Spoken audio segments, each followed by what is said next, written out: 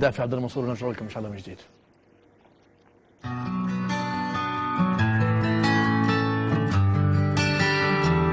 بسم الله الرحمن الرحيم. الحمد لله والصلاة والسلام على رسول الله.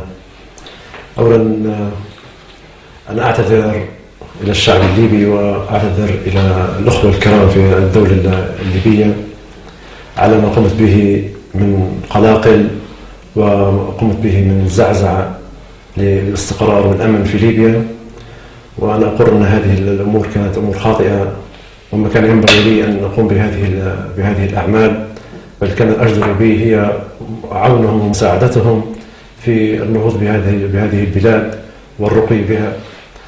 وكما قال الله سبحانه وتعالى: وإن طائفتان من المؤمنين اقتتلوا فاصلحوا بينهما. فأنا أدعو إلى كل الناس الذين يحملون السلاح أن ينزعوا سلاحهم. لا ينبغي أن يحمل أحد السلاح في ليبيا إلا الدولة، وأن يلجأوا إلى الصلح. وقال الرسول صلى الله عليه وسلم: كونوا عباد الله إخوانا.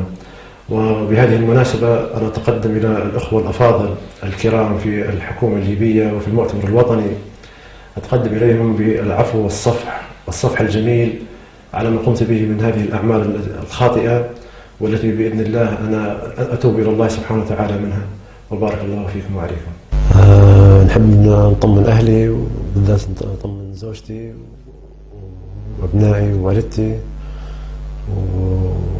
وأخوتي وذوي وأقاربي والناس اللي تسأل عني، أنني في حالة جيدة وصحة جيدة، والمعاملة جدا حسنة، والأكل طيب، والطبيب موجود، والرعاية الطبية الصحية متوفرة 24 ساعة بجانبنا، يعني مش حتى لي شخصيا، لكل الموقوفين والمسجونين.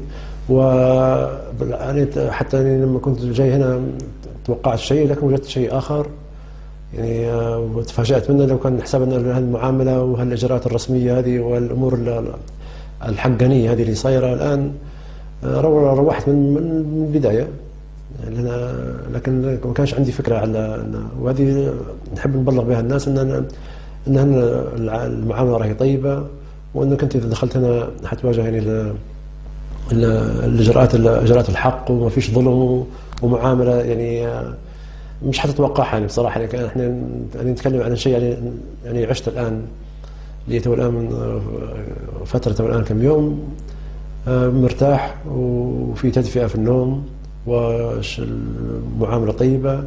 وبلغت من إدارة السجن أنني تعرضت للتعذيب والضرب حتى تكسرت يدي أو ما فيش، يعني صحتي طيبة وما فيش تعرضت للكسر ولا عندي حتى حاجة ولا شيء. مرتاح والأمور طيبة ونصلوا.